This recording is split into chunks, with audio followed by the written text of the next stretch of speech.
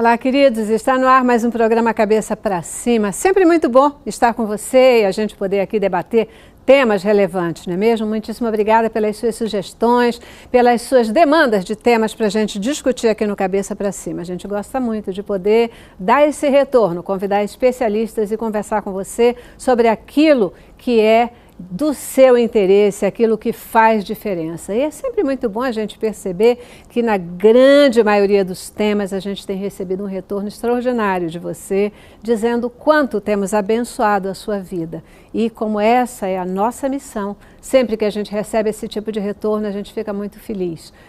A nossa produção, agradecemos a você pela sua participação e porque nós estamos aqui exatamente para servir como instrumentos na mão do Senhor e chegar até você com informações relevantes. Muitíssimo obrigada pela participação de todos vocês. E o meu registro, né? Vocês já sabem, não dá. Eu até tento, muitas vezes, dizer, eu não vou ser repetitiva, mas não dá. Eu tenho que agradecer a você, querido semeador de boas novas, que tem participado conosco, que tem orado pela gente, que tem contribuído financeiramente para que a gente possa, sim, atingir os nossos objetivos de falar de Jesus, falar do amor dele 24 horas por dia, mesmo quando a gente está falando de um tema que pode parecer que não tem nada a ver com o Evangelho, mas saúde, qualidade de vida, tem a ver sim com o Evangelho de Cristo, com o amor de Jesus. Portanto, muitíssimo obrigada, querido semeador de boas novas, que Deus abençoe você, que Deus possa, através de você,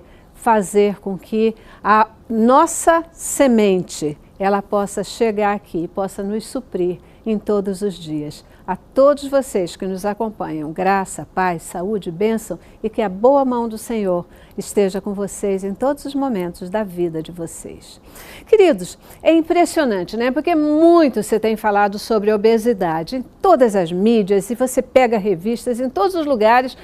Obesidade tem sido sempre um tema que está na atualidade. Contudo, quando a gente vai olhar para os resultados dessa comunicação toda, a gente vai ver que esses resultados eles não são tão significativos assim. É impressionante, mas mais da metade da população brasileira ela está com sobrepeso, ou seja, está acima do peso. E nos últimos 10 anos, a população de obesos ela quase que dobrou em nosso país. Por que isso acontece? O que está acontecendo que a gente não consegue reagir a esse movimento? Porque isso é, sem dúvida nenhuma, uma situação preocupante. É por isso que o Cabeça para Cima de hoje ele quer voltar, sim, a esse tema. E a gente vai conversar sobre o crescimento da obesidade aqui no Brasil. Começamos com o nosso informativo. A obesidade cresceu 60% em 10 anos no Brasil, atinge 1 em cada 5 brasileiros, segundo dados do Ministério da Saúde. Em 10 anos, a população obesa no país passou de 11,8% em 2006 para 18,9% no ano passado. O crescimento da obesidade também pode ter colaborado para o aumento da prevalência de diabetes e hipertensão. As doenças crônicas não transmissíveis pioram a condição de vida e podem matar. O excesso de peso também cresceu 26% no mesmo período. Em 2006, 42% dos entrevistados foram considerados com excesso de peso. No ano passado, esse índice foi de 53%. A pesquisa também mostra a mudança nos hábitos alimentares da população.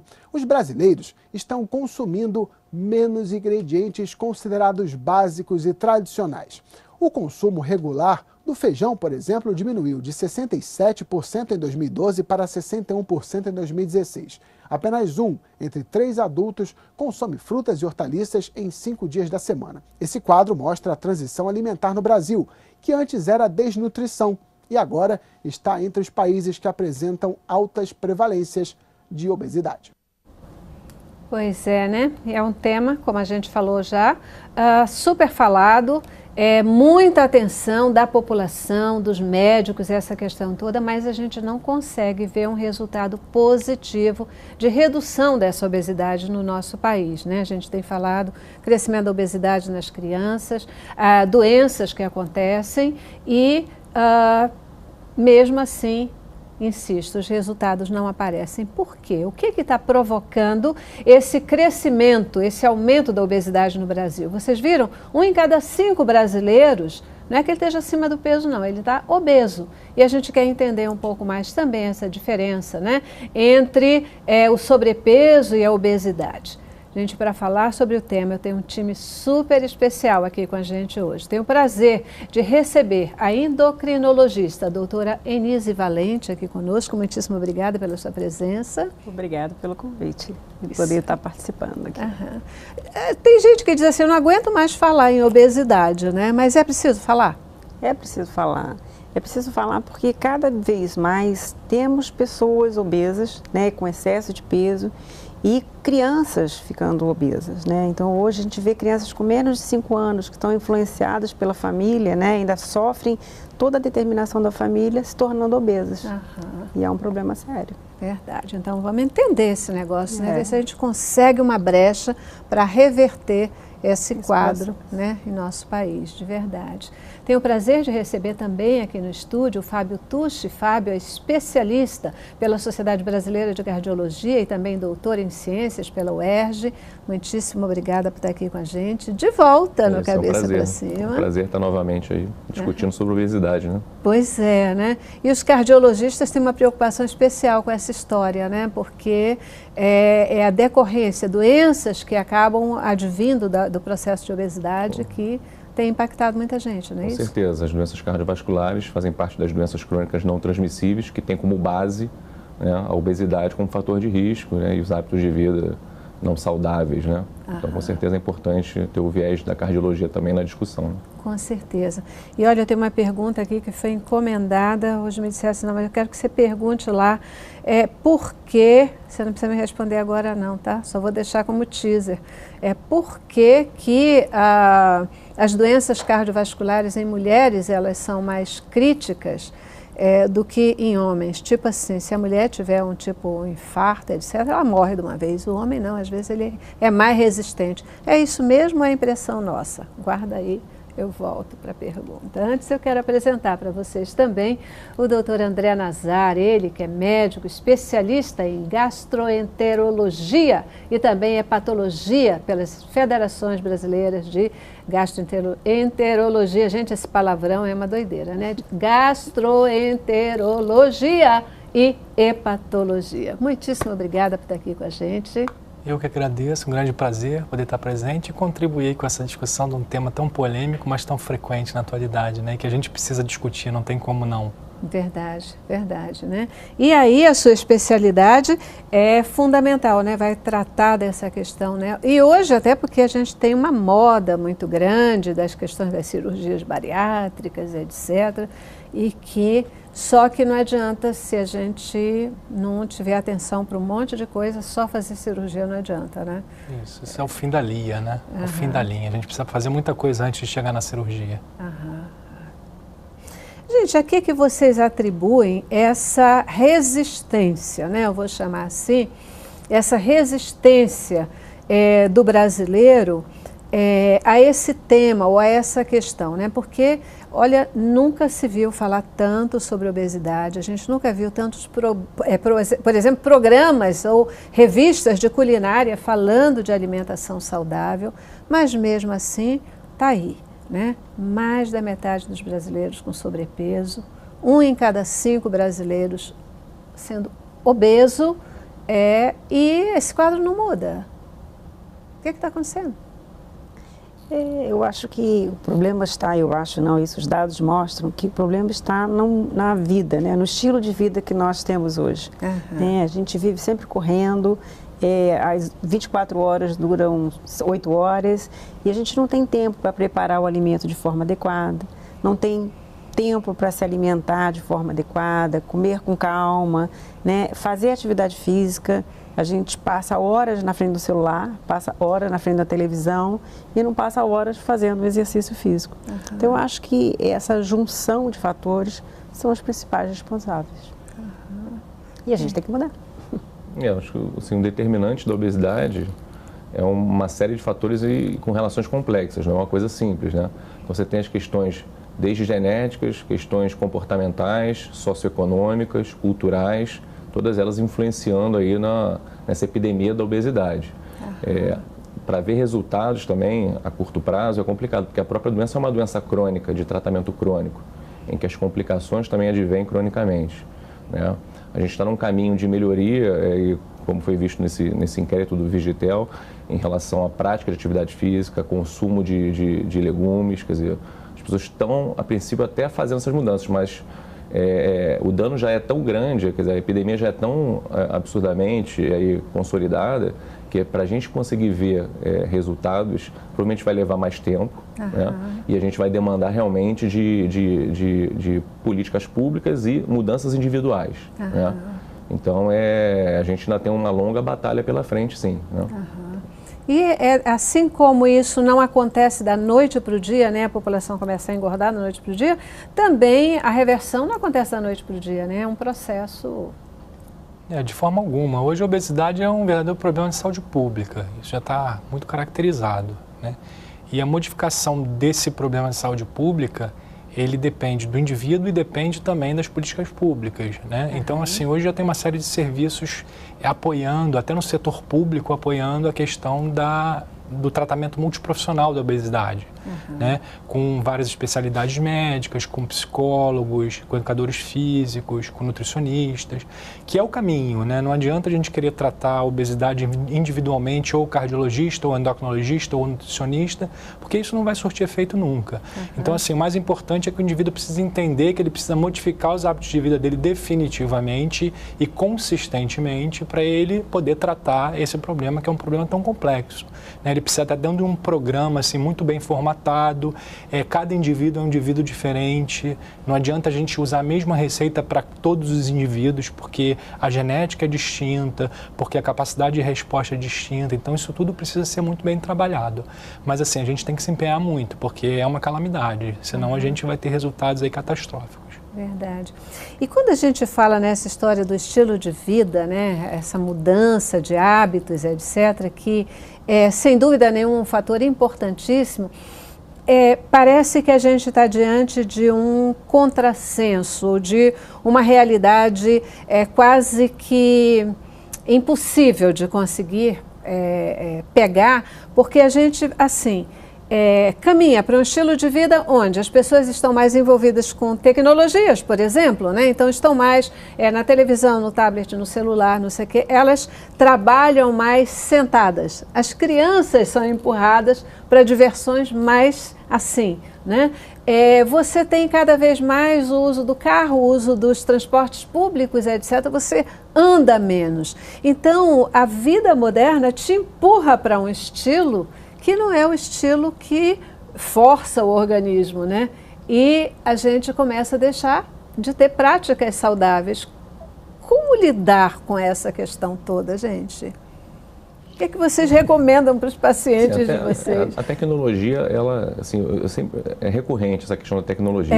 Verdade. A tecnologia, ela não é boa nem má, depende de como ela é usada. Perfeito. Então, da mesma que você tem exemplos de que ela pode servir de uma forma maléfica, né, favorecendo com que as pessoas tenham um estilo de vida sedentário, ela também nos dá opções com algumas fontes de informação, por exemplo, na internet, que são confiáveis, né? Existem sociedades dedicadas à perspectiva, informação que valoriza o contexto do paciente, isso é um movimento que já está sendo feito mundialmente. E você tem aí opções de intervenções tecnológicas que podem ajudar no estilo de vida. Quer seja, por exemplo, através de consultas à distância com um coach de saúde e bem-estar, com um nutricionista ou com um profissional de saúde que vai te dar aquele suporte ali que não tem, dando continuidade, porque a gente, na verdade, tem um serviço fragmentado. Você vai no médico, vai no profissional e volta para casa e fica órfão. Verdade. Então, a tecnologia pode ser benéfica e tem se mostrado benéfica nesse sentido. Você tem alguns aplicativos que, dependendo de como você utilizar, eles podem te auxiliar a lembrar de ter que se alimentar, a lembrar de ter que tomar água, a lembrar de ter que fazer atividade física, quer dizer, então tudo depende de como a tecnologia é usada, mas ela está aí presente. E um exemplo, por exemplo, estudos que mostram que a obesidade infantil, como foi falado, o uso de videogame que estimula a criança a fazer, porque tem alguns videogames que a criança interage com o movimento. Isso auxilia na perda de peso. Então tudo depende de como você utiliza a tecnologia, né?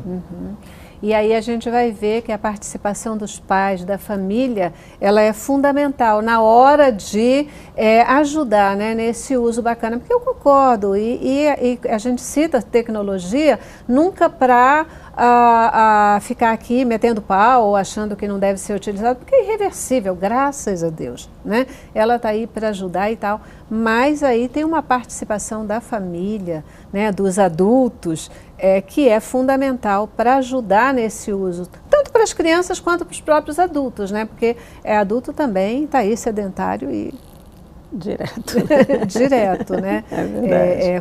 Com prejuízo, afinal de contas, a gente está vendo isso. Quando a gente fala que metade da população está com sobrepeso, a gente está falando de crianças, está falando de adultos, essa questão toda, né? Sem dúvida. Gente, eu já preciso ir para o nosso primeiro intervalo, vou dar minha paradinha e a gente volta já já para entender um pouco mais desse perfil do brasileiro e lembrar dos principais problemas ocasionados pela questão da obesidade, tá bom? E eu queria entender essa história aí, qual é a diferença entre o sobrepeso e a obesidade? Quando é que a gente passa do sobrepeso para a obesidade, né? É importante a gente poder entender essa história, tá bom? Vamos lá. Cabeça pra cima.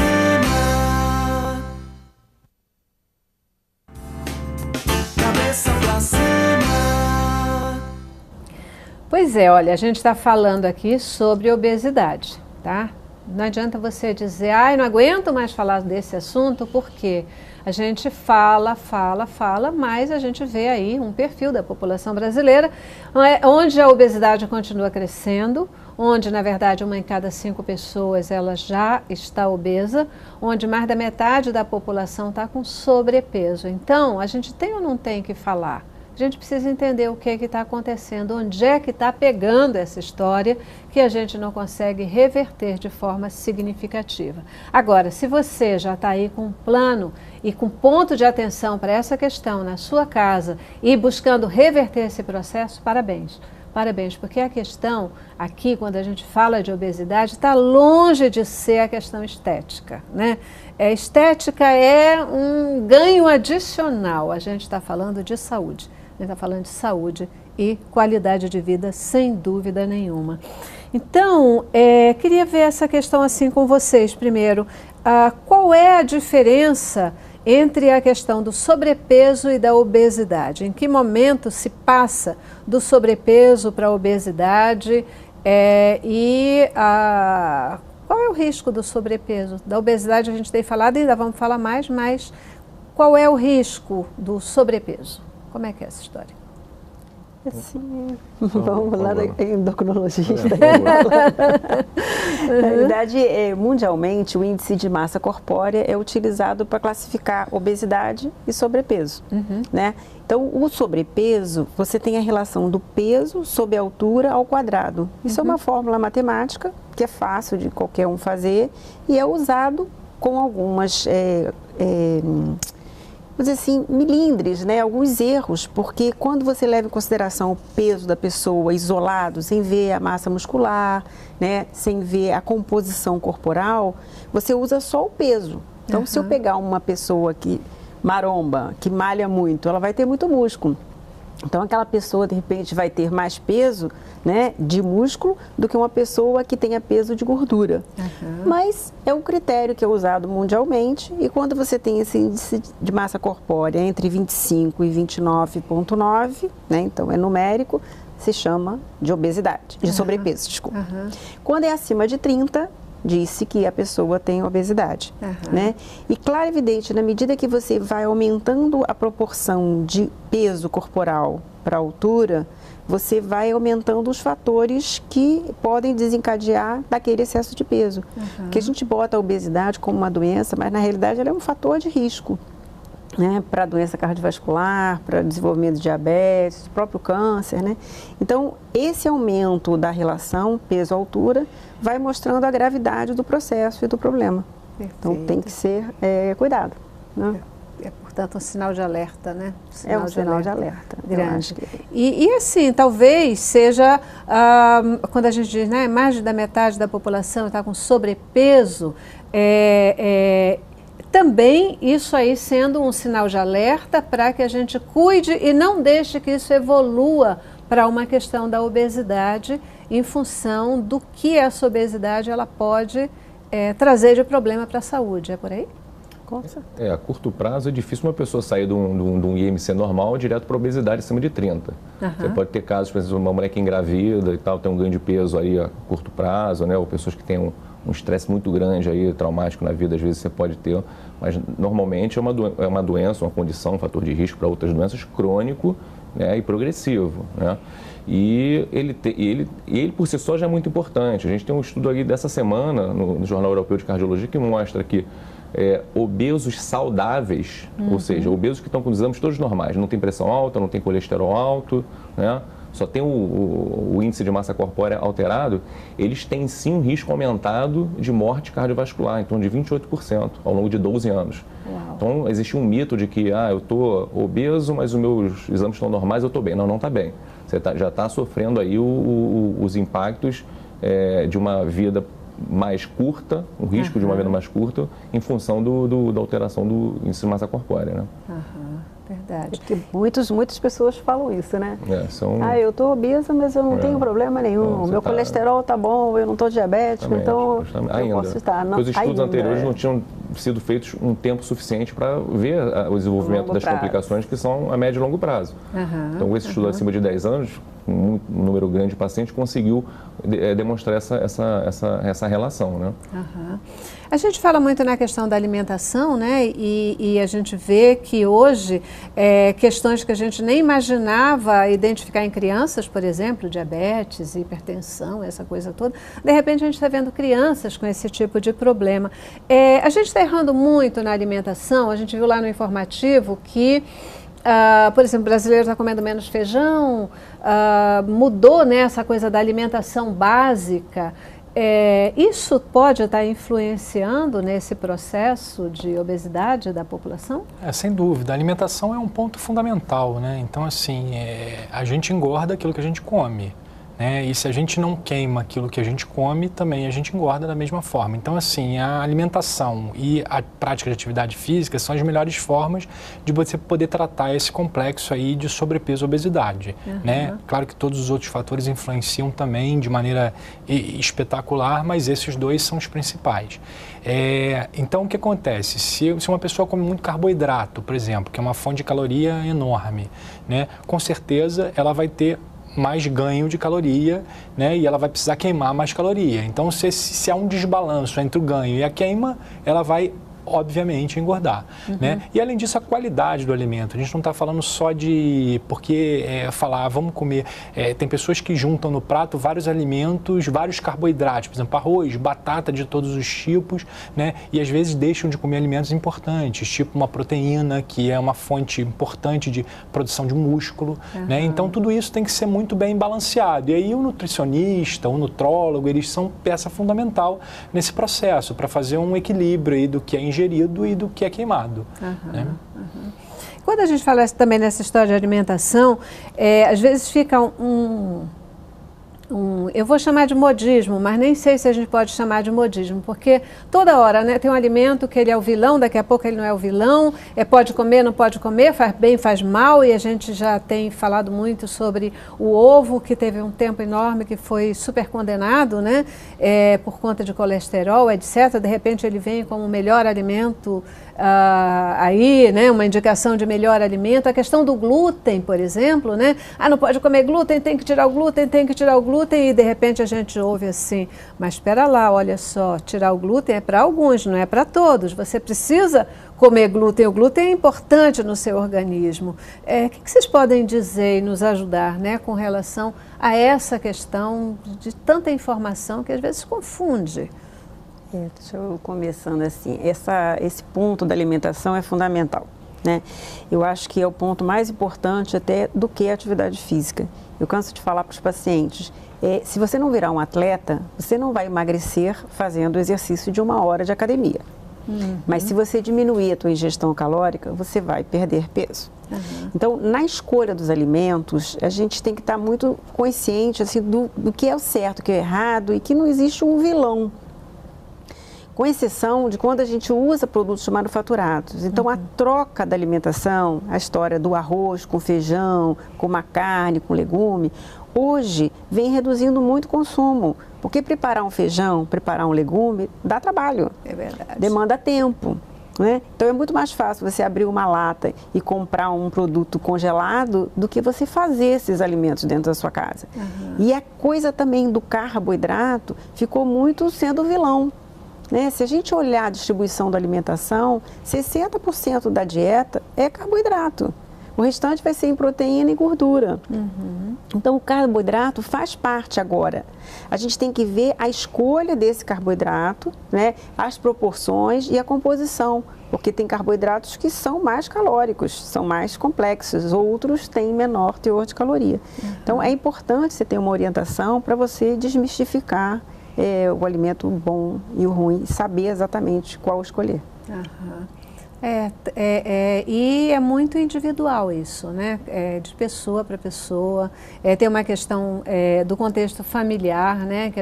Dos hábitos familiares, o que você vai no supermercado, começa a cuidar daí, né? A partir daquilo que você compra. E uma coisa que acaba abalando muitas pessoas e prejudicando é essa pressão pela dieta. A gente fala muito em dieta, mas dieta é tipo... alimentação saudável. Pois eu digo assim, dieta é tipo um mecanismo de cota, por exemplo, né? Seja para o que for, só serve como mecanismo de passagem. Se virar uma coisa constante, já perdeu a validade, né? Porque vira uma bengala.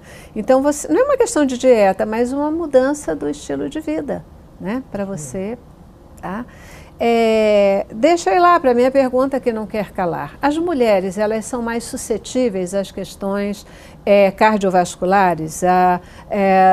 Por exemplo, é verdade que uma mulher ela é menos resistente a um infarto, ela é mais sujeita a morrer de um evento cardiovascular do que um homem? Isso faz sentido ou é mito? Provavelmente é mito, até porque assim, a participação das mulheres em estudos clínicos epidemiológicos ela é muito pequena historicamente, então sempre foi uma porção muito pequena. Nos últimos anos tem havido um interesse maior de se pesquisar, buscando aí ver se tem alguma individualidade em relação às mulheres. O fato é que as mulheres realmente elas morrem 5 vezes mais de doenças cardiovasculares do que de câncer de mama, por exemplo.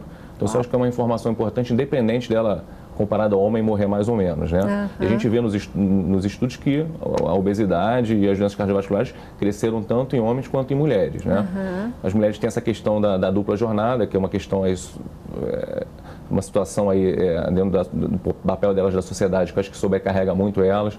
Questões hormonais podem influenciar, as mulheres quando passam aí da questão da menopausa aumenta muito o risco de eventos cardiovasculares, né? Pelas questões hormonais. Os próprios hábitos de vida, as mulheres estão mais estressadas, né? As mulheres hoje em dia estão muito mais estressadas, mais sedentárias, né? Às vezes bebendo, né? O excesso de bebida alcoólica, o tabagismo, coisa que comparado a décadas atrás não era tão comum, né?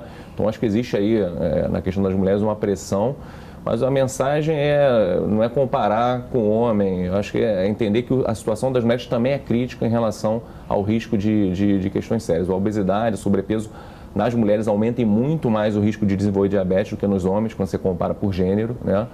Então, não sei até que ponto isso aí é uma coisa individual só da mulher, porque tem muito fator que pode estar complicando essa relação. Mas o fato é que nas mulheres também a obesidade, tudo que advém de doença crônica não transmissível, também tem impacto importante no risco da saúde delas, entendeu? Perfeito. Uma outra coisa que a gente ouve falar muito, né, nesse tempo é o problema da questão das doenças viscerais, né? É a gordura no fígado, gordura aqui, gordura ali, essa coisa toda, típico da sua área de atuação, não é mesmo? Como lidar, qual é a gravidade dessas questões? Fala um pouquinho para a gente, são os pontos de atenção que a gente precisa ter, o que é que está provocando esse aumento das doenças, né, viscerais, essa questão toda, como lidar com isso? Na verdade, isso tem relação direta com a questão do sobrepeso e da obesidade, né? Então, a maior parte dos estudos mostra que, por exemplo, entre os pacientes obesos, existe um percentual variável de 17% a 50% dos indivíduos que já têm acúmulo de gordura no fígado, que é o que a gente chama de esteatose hepática. né? A estetose, na grande maioria das vezes, ela é uma condição que ela vai ficar ali na estetose. Então, eu tenho gordura no meu fígado, ele vai ficar ali quietinho e vai conviver com aquela gordura, né? Claro que se eu progrido na questão da obesidade, a chance de eu acumular mais gordura e progredir a doença também é verídica. O problema é que depois da fase da estetose, vem uma fase de estetose com inflamação e com fibrose, até casos de cirrose, né? E câncer de fígado consequentemente. Obviamente que isso é a minoria das pessoas, né? E existem também suscetibilidades genéticas que estão relacionadas a isso, não é só a obesidade em si, mas ela, de fato, é um fator de risco muito importante para todas essas condições. E, além disso, a gente tem outras doenças, por exemplo, do tubo digestivo, como as doenças funcionais do tubo digestivo, que também tem um percentual muito aumentado nos indivíduos com sobrepeso e obesidade, né? Então, é o que a gente chama hoje de gordura visceral. Então, o indivíduo hoje que é obeso e tem gordura visceral, ele é um indivíduo com mais gravidade, com mais chances de ter complicações, com mais chances de morrer do que um indivíduo que não tem obesidade visceral, por exemplo, né? Assim como os outros fatores de risco. O indivíduo obeso e diabético, ele também é um indivíduo mais grave do ponto de vista de fator de risco quando comparado ao indivíduo que apenas obeso é. Então, a gente tem que valorizar tudo isso muito, mas assim, a estetose ela vem crescendo porque a obesidade vem crescendo e as duas caminham de braços dados. E é decorrente de alimentação também? É decorrente desse espectro que a gente está falando. Então, uma coisa que a gente fala muito é isso. Eu acho que um fator importante é o estilo de vida que a gente vive nos dias de hoje. Então, assim, como você falou, a família precisa estar integrada na questão de tratamento e de ter um estilo de vida saudável, do ponto de vista psicossocial, do ponto de vista alimentar, do ponto de vista de prática de atividade física. Então, é um espectro complexo isso. Está dentro da família, está dentro do hábito de vida, está dentro do cotidiano do indivíduo, está dentro do que a gente vive hoje, a necessidade do indivíduo trabalhar cada dia mais, a busca de alguma coisa, né? E aí ele se beneficia muitas vezes se dando o direito de comer mais coisas de má qualidade, ou bebendo mais, ou fumando, ou fazendo coisas que, na verdade, vão causar males para eles. Porque fala de uma coisa que dá prazer é comer, né? É comer uma coisa boa, você entre amigos, numa reunião, seja ela qual for, não dá para não ter comida, né? E aí a gente vai pensar aí o que a gente vai ter, como é que a gente vai lidar com essa alimentação. Preciso de novo ir para o intervalo, a gente vai, mas volta já já. E uma das coisas que eu queria entender também, a gente está falando aí que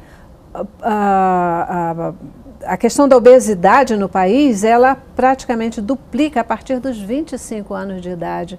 Qual é a justificativa para isso? Por que isso é uma idade crítica? Faz sentido? Logo depois do intervalo. Cabeça pra cima.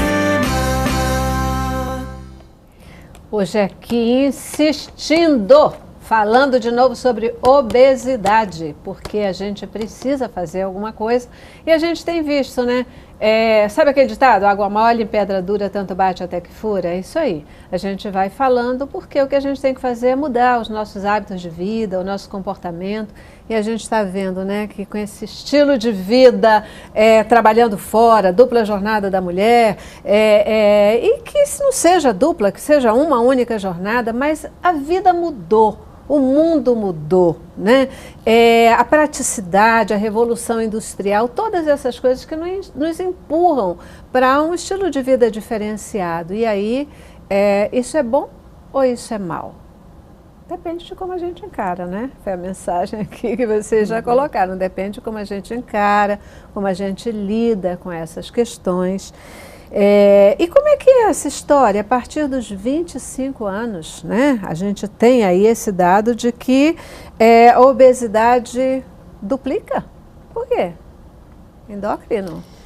Olha, eu acho assim que tem que se levar em consideração assim, os números, estatísticas, os trabalhos, mas o problema não são os 25 anos. Hoje você vê criança com 2 anos, com 3 anos obesa, que você não via no passado.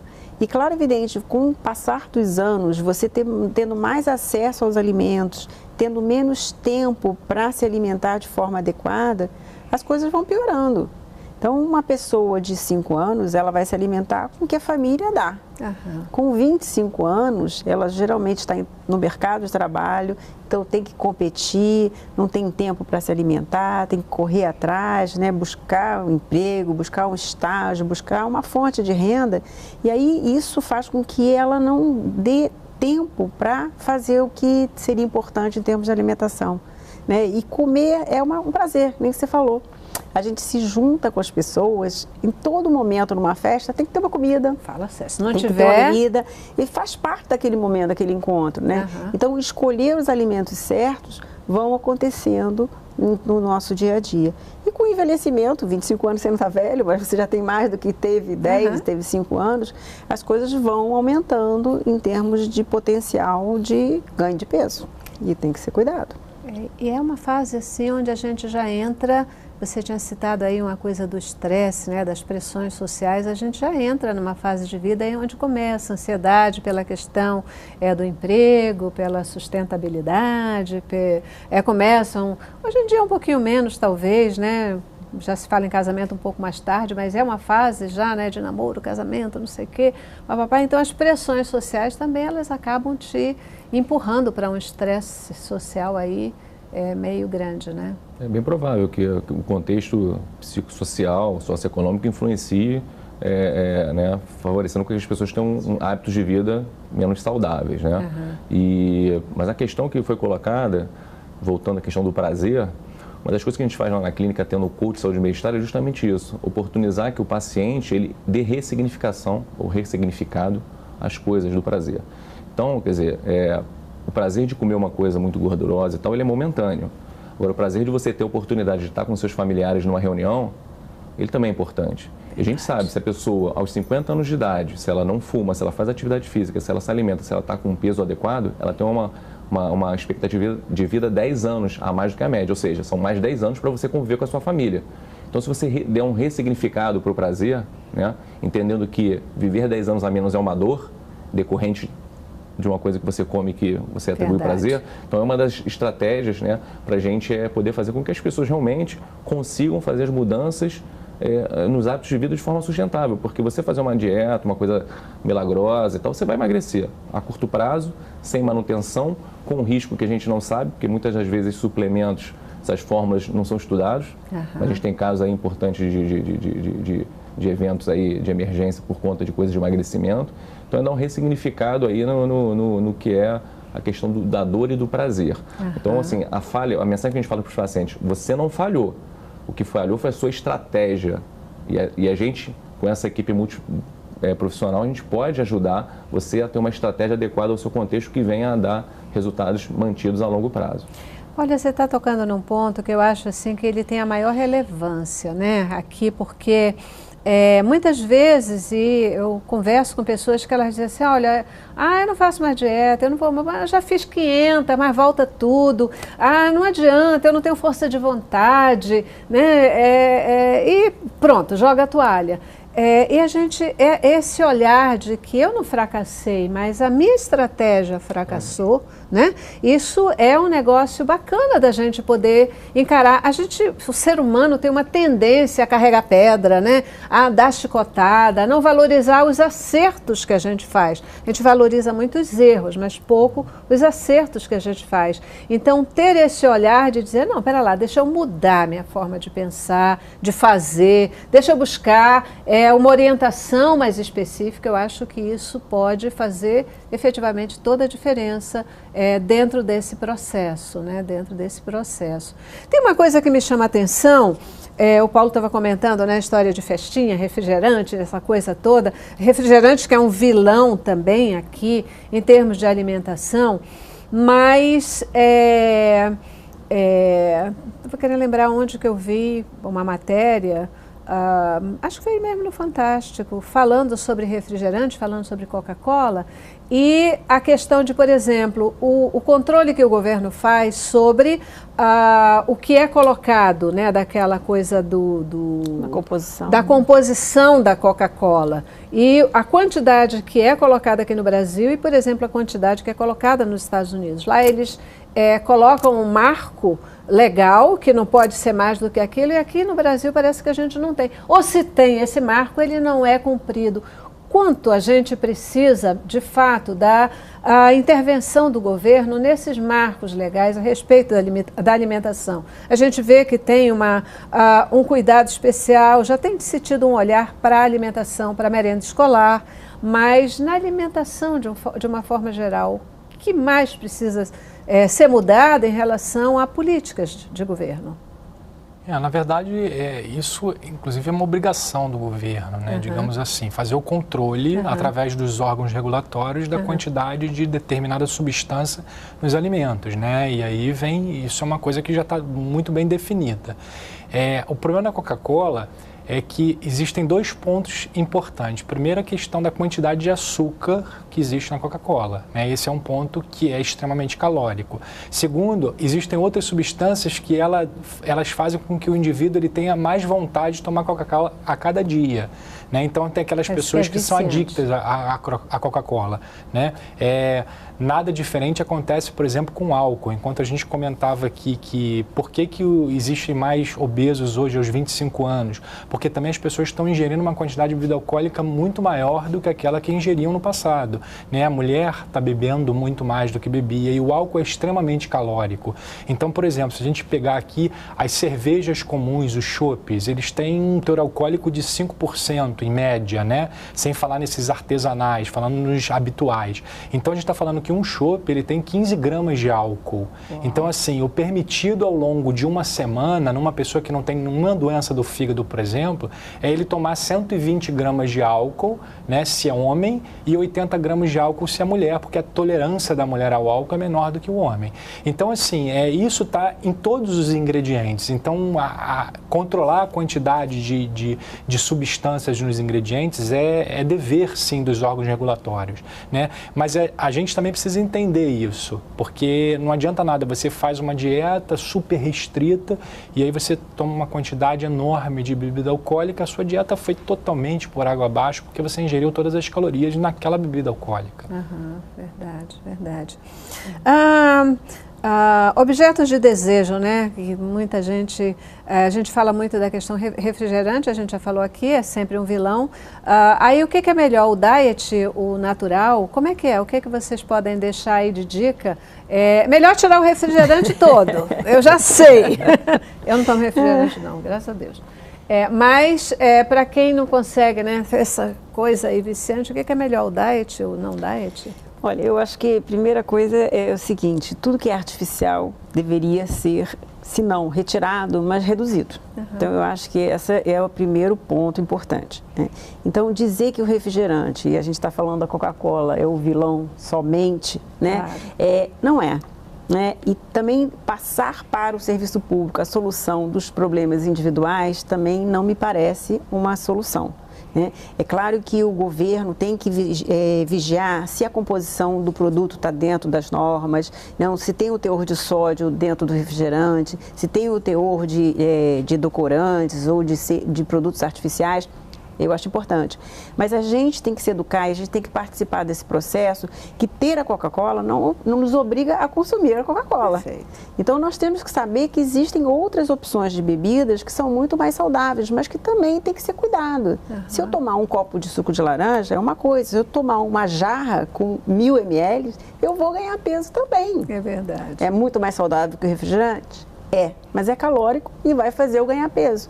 Então, conhecer a composição dos alimentos, né, e saber o que é bom para você é fundamental nesse controle. Doutor Fábio, eu estava quase esquecendo, meu tempo já acabou, mas eu ainda vou fazer essa pergunta. A gente fala muito na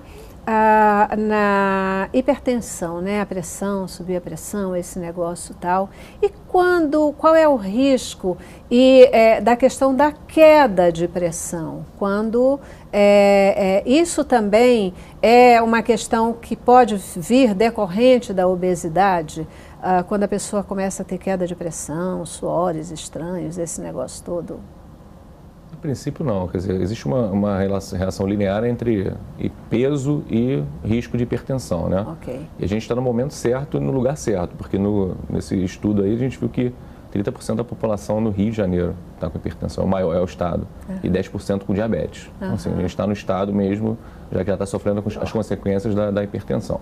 Se você tem uma queda de pressão abrupta, você tem que ver, pode ser do tratamento em excesso, às vezes se você tem um paciente obeso, hipertenso, toma remédio para pressão, ele perde peso por medidas de estilo de vida, às vezes ele precisa de menos medicamento, aí começa a fazer hipotensão, queda da pressão, porque aquela dose passa a estar sendo excessiva.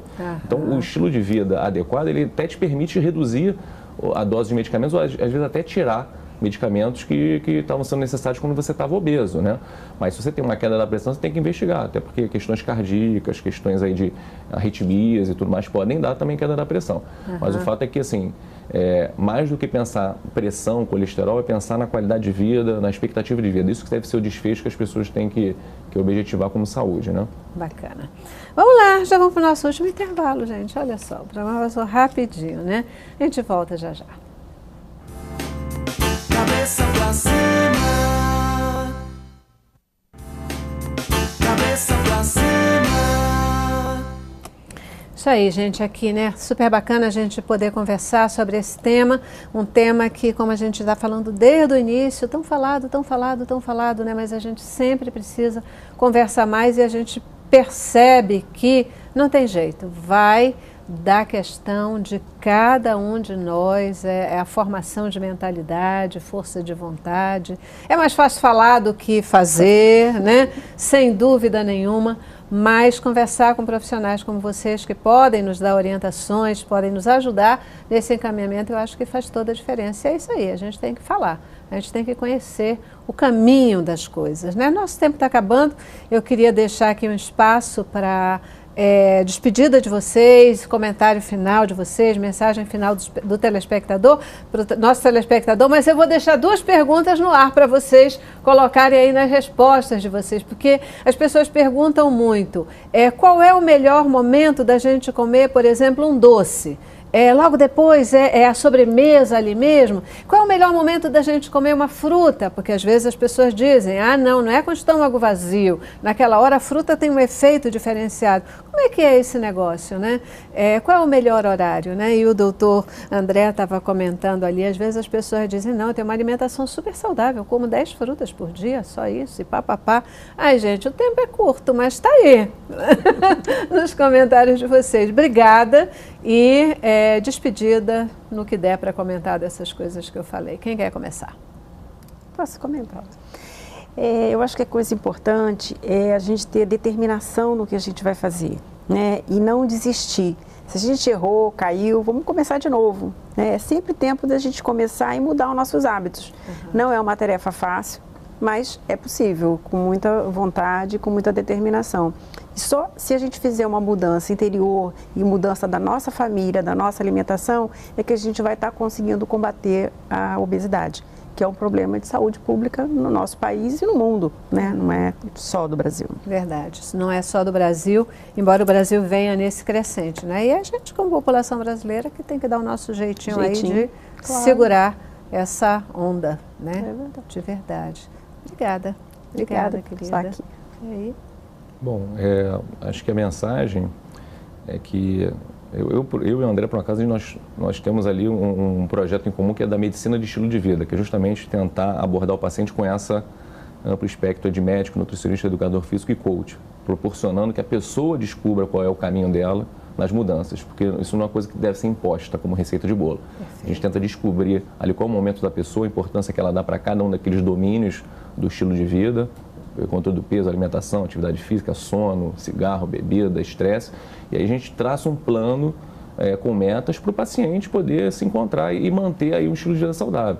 Então a questão se é o alimento, se é o doce, se é a fruta, eu acho que isso aí é um grão de areia num espectro muito maior de mudanças que devem ser feitas, né? Depende da quantidade, por exemplo, que você vai comer, depende do que você comeu, do que você almoçou, depende se você fez ou não as outras coisas que deveria fazer.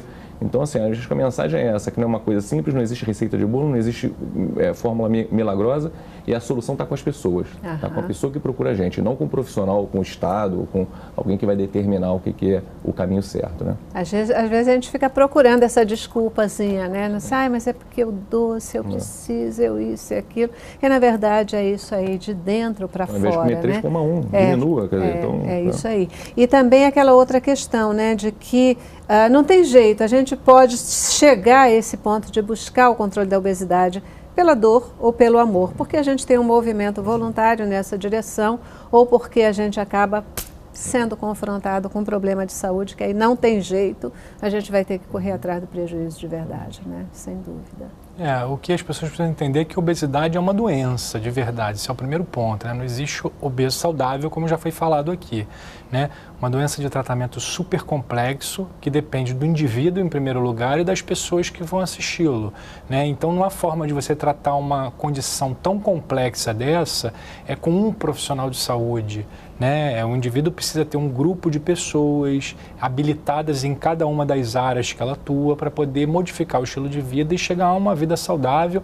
E aí não é só para viver mais, né? Mas para viver mais e feliz, porque não adianta nada a gente viver mais e sem saúde, porque saúde é sinônimo de felicidade. Então é isso que a gente busca fazer lá no atendimento na clínica, a gente entender cada indivíduo e oferecer para ele aquilo que ele precisa, não o que a gente acha que ele precisa, né? E ver se ele está preparado para uma mudança de vida verdadeira. E se não está preparado, a gente também tem que preparar ele para essa mudança. Ajudá-lo, né, nesse processo de mudança.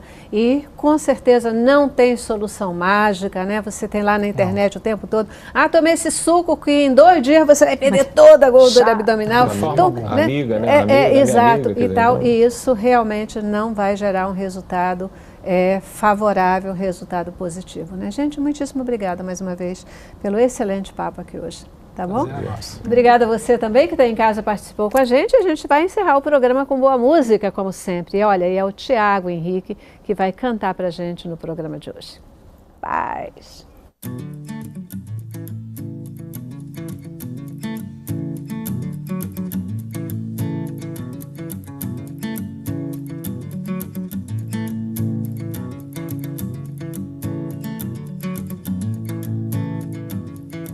Tu és mais do que eu imagino, tu és mais do que eu compreendo.